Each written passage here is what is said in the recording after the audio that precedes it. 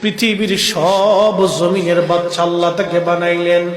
এই জুলকারনাইন কালেমা পড়েছিলেন হযরতে ইব্রাহিম খলিলুল্লাহ আলাইহিস সালাতু ওয়াস সালামের হাতে। ইব্রাহিম খলিলুল্লাহ কাবা ঘর নির্মাণ করতেছিলেন। কাবা ঘর নির্মাণ করে যখন তাওয়াফ করতেছিলেন, ওই রাস্তা দিয়ে বাদশা হযরত জুলকারনাইন তিনি যাইতেছিলেন। তখন ইব্রাহিম আলাইহিস সালামকে সালাম দিয়ে বলেন, আপনারা কারা? বলে, আমার নাম ইব্রাহিম খলিলুল্লাহ, আমি আল্লাহর খলিল ইব্রাহিম, জমানার পয়গম্বর, আমি আল্লাহর নবী। তখন জুলকারনাইন ডাক দিয়ে বলল, ও আল্লাহর নবী ইব্রাহিম, আপনি যে আল্লাহর নবী তার প্রমাণ কি? আপনি যে আল্লাহর নবী তার প্রমাণ কি? আল্লাহর খলিল ইব্রাহিম ডাক দিয়ে বললেন, আমি যে আল্লাহর খলিল, প্রমাণ কি আপনি চান? বলে, হ্যাঁ, আমি প্রমাণ লাগবে আমার। বলে, কি প্রমাণ চান? ওই যে ভেড়াগুলি যদি সাক্ষী দেয় আপনি ইব্রাহিমের কালেমার, তাহলে আমি জুলকারনাইন কালেমা পড়ে মুসলমান হব। সুবহানাল্লাহ বলবে? 6টা ভেড়া। কয়টা ভেড়া? কয়টা? 6টা ভেড়া ইব্রাহিমের কালেমার সাক্ষী দিল। একসাথে বলবেন আল্লাহু আকবার। ভেড়ার জবান খুলে গেল, ভেড়াও কালেমার সাক্ষী দেয়।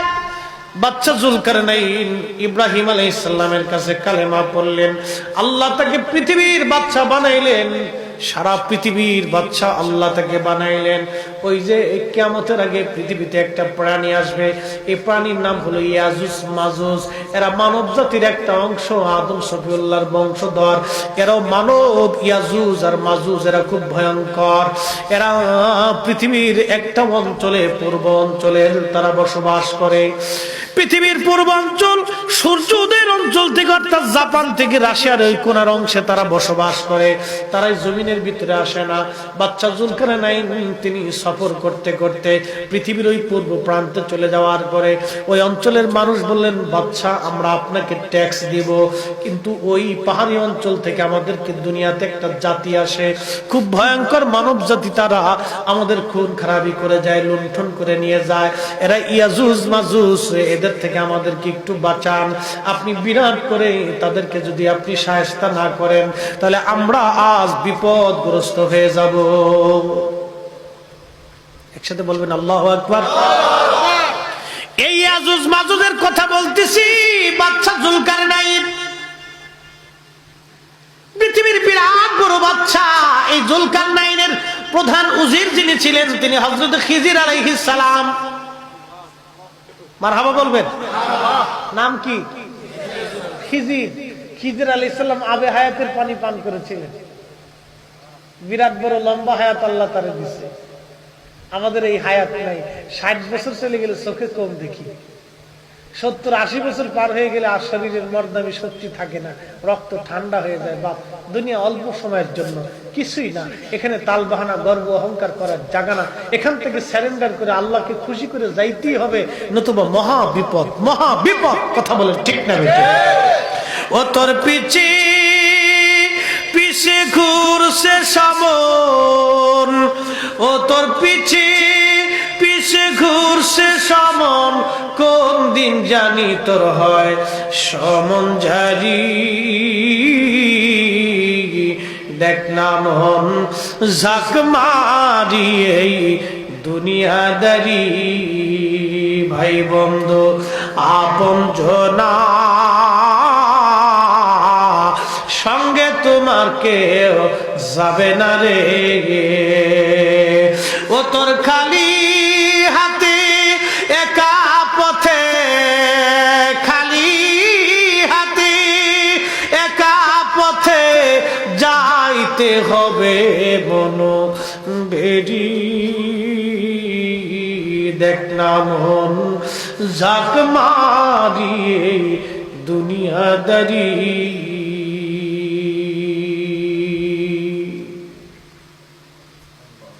বাজানো এই বাদশা জুলকারনাইনের উজির ছিলেন খাজা খিজির আলাইহিস সালাম। এই জুলকারনাইন বর্তমান জাপান এবং রাশিয়ার ওই পূর্ব কোন অঞ্চল, উত্তর দক্ষিণ, মনে রাখেন, পৃথিবীর পূর্ব উত্তর সাইডের দিকে এই ইয়াজুজ মাজুজের বসবাস, এরা ওই পাহাড়ি অঞ্চল দিয়ে বসবাস করে। লোকেরা বলল, বাচ্চা জুলকারনাইন, এদের দিয়ে আমরা মহা বিপদে আছি। প্রতিনিয়ত এরা দলবদ্ধভাবে এসে আমাদেরকে হামলা করে, আমাদের মানুষজন মেরে যে গবাদি পশু, বনের পশু টশু আমাদের খাদ্য খাবার নিয়ে চলে যায়। এদের অত্যাচারে আমরা খুব কষ্টে আছি। আপনি দয়া করে একটা বিহিত করেন, এই জাতির নাম ইয়াজুজ আর মাজুজ। কিয়ামতের আগে হযরত ইমাম মেহেদী আলাইহিস সালামের পরে ঈসা রুহুল্লাহর জামানাতে ইয়াজুজ মাজুজের আবির্ভাব হবে। এই ইয়াজুজ মাজুজ কারা? বাচ্চা জুলকারনাইন ওই পাহাড়ের মাঝখান দিয়ে তারা আসতো। ওই পাহাড়ের মাঝখানে বিরাট বড় গর্ত খুঁজলেন। আল্লাহ পাক তাকে একটা নিয়ামত দান করেছিলেন। আল্লাহ রাব্বুল আলামিন তাকে একটা নিয়ামত দিয়েছিলেন। তিনি লোহাকে যেইভাবে খুশি সেইভাবে গলাইতে পারতেন, এবং আল্লাহ পাক তাকে বিজ্ঞানের ক্ষমতা দিয়েছিলেন। উনি অনেক বড় বিজ্ঞানী আল্লাহ বানিয়েছিলেন। মানুষেরা বলে উনি দাস সম্রাট আলেকজান্ডার। আসলে উনি আলেকজান্ডার না, ওনার পরে আরেকজন জুলকারনাইন পৃথিবীতে আসছিলেন, তিনি হলো আলেকজান্ডার। তিনার উজির ছিলেন সক্রেটিস। তিনি ঈসা আলাইহিস সালামের কয়েকশো বছর আগে আসছিলেন।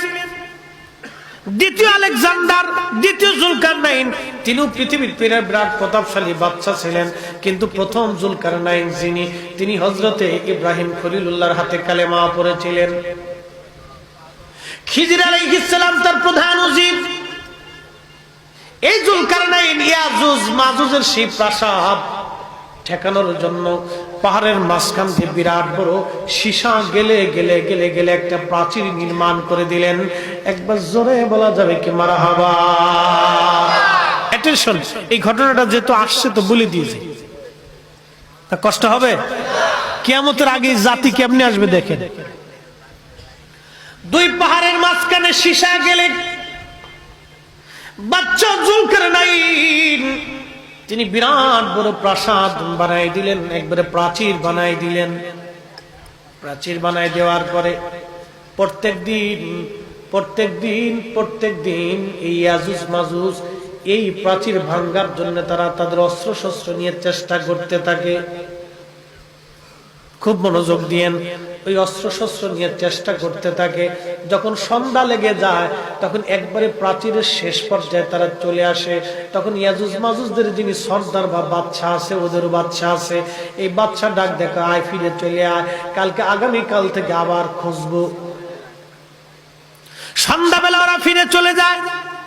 সকালবেলা আয়সা দেখে ওরা যেরকম সেরকম প্রাচীর হয়ে রয়ে গেছে, আবার খুঁজতে থাকে। সন্ধ্যাবেলা আবার বাদশা কয়, আয় ফিরে চলে আয়, কালকে আবার দেখব। এইভাবে কিয়ামত পর্যন্ত তারা খুঁজতে থাকবে। নবীজি ডেকে বলেন, উম্মত রে, বিশুদ্ধ হাদিসের মধ্যে ইয়াজুজ মাজুজের কথা আসছে। যখন কিয়ামতের পূর্ব সময় হযরত ঈসা রুহুল্লাহ দুনিয়াতে আসবেন, আসমান থেকে আল্লাহ তাকে নামাবেন দুই ফেরেশতার কাঁধে ভর দিয়া। বর্তমান সিরিয়ার একটা সাদা মসজিদ থাকবে, দামেস্কে একটা সাদা মসজিদ, মসজিদের মিনারা হবে সাদা। এই মিনারার উপরে হযরত ঈসা রুহুল্লাহ আলাইহিস সালামকে আল্লাহ সশরীরে দুই ফেরেশতার কাঁধে ভর দেওয়াইয়া আমার আল্লাহ ইমাম মেহেদী আলাইহিস সালামের জমানায় ঈসা নবীকে আল্লাহ আবার দুনিয়াতে পাঠাবেন। নবী হিসেবে না, আমাদের নবীর উম্মত বানাই আল্লাহ পাঠাবে। একবার জোরে বলা যাবে আল্লাহু আকবার। শ্রেষ্ঠ নবী দিলাম রে তরিয়ে নিতে রোজা আসরে, পথ না ভুলি তাই তো দিলে পাক কুরআনের বাণী। খুদা তোমার মেহেরবানি। ও হাজীগঞ্জের মুসলমান, মাইকের আওয়াজ যত দূর যায় শুনে যাবেন কথাগুলি। বাপ, এই জুলকারনাইন বাদশা প্রাচীর বানাই দিয়ে চলে আসলেন। কিয়ামত পর্যন্ত এইভাবে খুসাখুসি চলবে। কিন্তু কিয়ামতের পূর্ব সময় ঈসা রুহুল্লাহ আলাইহিস সালাম তাম দুনিয়াতে কোনো কাফেরা দুনিয়াতে জিন্দা থাকবে না। সারা পৃথিবীতে এরকম চলতে থাকবে। বাজানো তখন ওই ইয়াজুজ মাজুজ পৃথিবীতে আসবে। ইমাম মেহেদী আলাইহিস সালামের ইন্তেকাল হয়ে যাবে। ঈসা আলাইহিস সালাম তখন পৃথিবীতে আছেন। ইয়াজুজ মাজুজের আত্মপ্রকাশ হবে। ওরা ওই সন্ধ্যা পর্যন্ত শাবল দিয়ে খুঁজতে খুঁজতে খুঁজতে খুঁজতে যখন সন্ধ্যা আসবে, তখন ওই বাদশা বলবে, ইয়াজুজ মাজুজের বাদশা, ও ইয়াজুজ মাজুজের দল, তাড়াতাড়ি ফিরে চলে আসো। আগামীকাল ইনশাআল্লাহ আমরা এই ইনশাআল্লাহ আগামীকাল আমরা এটা আবার খুঁজবো। যখন ইনশাআল্লাহ বলবে, তখন পরের দিন আর ওই প্রাচীর নতুন করে আর হবে না, ওই রকমই থাকবে। তখন তার ওই প্রাচীর ভেঙ্গে পৃথিবীর মধ্যে এমন ভাবে ছড়ায় যাবে যে কোটি কোটি কোটি কোটি এত পরিমাণ ইয়াজুজ মাজুজ আসবে, সারা পৃথিবীতে তারা ছড়িয়ে যাবে। ভূমধ্য সাগরের মধ্যে কোনো পানি থাকবে না, পানি খাই এমন ভাবে শেষ করে ফেলবে যে ওইখানে মনে হবে কোনো পানি ছিল না, ওটা মরুভূমির মতো হয়ে যাবে। একবার জোরে বলা যাবে কে সুবহানাল্লাহ। মালিককে সারা পৃথিবীতে তারা তাণ্ডব চালাবে, লক্ষ লক্ষ মানুষ তারা মেরে ফেলবে, শস্য শ্যামল গবাদি পশু সবকিছু খেয়ে সাবার করে ফেলবে। পৃথিবীর ভূমধ্য সাগরের মধ্যে কোনো পানি থাকবে না, এত পরিমাণে তারা খাবে। তাহলে কি পরিমাণে তারা হবে? তখন যুদ্ধের আইন, যুদ্ধের বিধান আল্লাহ রহিত করে দিবেন। জিহাদের বিধান আর তখন থাকবে না।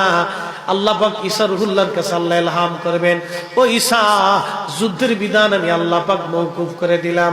ঈসা নবী হাত বাড়াবে, আল্লাহ, এই জাতির সাথে যুদ্ধ করার মতো ক্ষমতা আমাদের নাই, এরা এত পরিমাণে ভূমধ্য সাগরের সব পানি এরা খেয়ে ফেলে দিছে, কি পরিমাণে এরা আসবে। এবার চিন্তা করেন, আল্লাহ ভয়াবহ ফিতনা থেকে যেন আমাদেরকে বাঁচায় দেয়।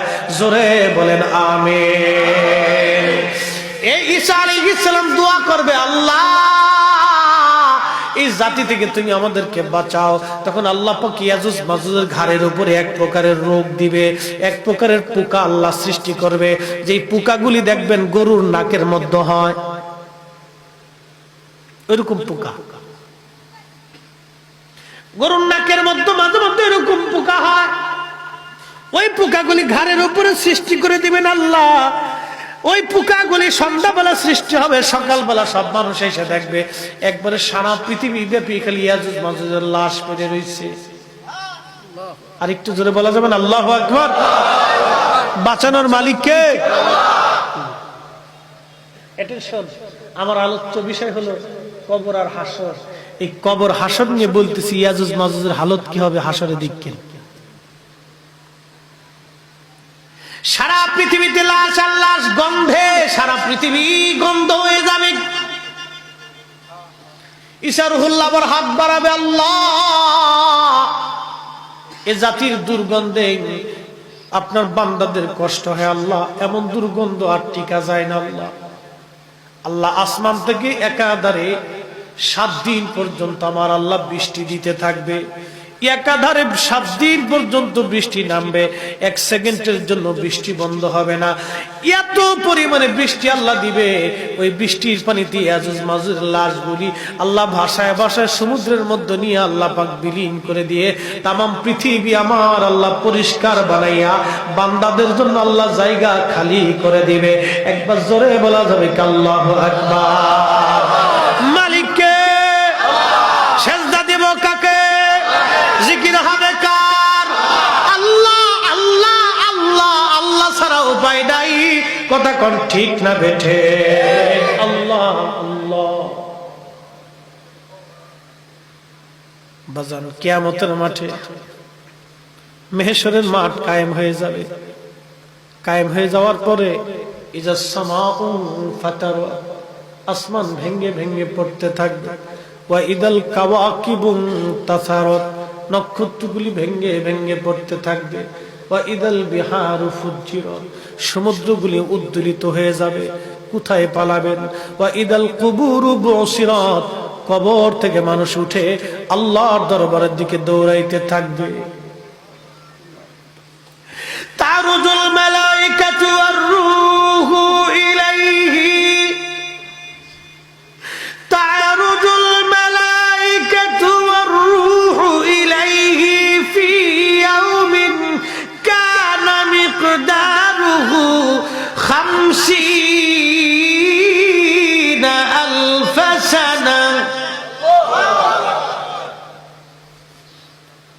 রূহ আর ফেরেশতা যেদিন আল্লাহর দিকে ধাবিত হবে কিয়ামতের দিন, দুনিয়া 50,000 বছর এক জায়গা করলে যত বড় হবে, হাসরের মাঠ হবে একদিন তত বড়।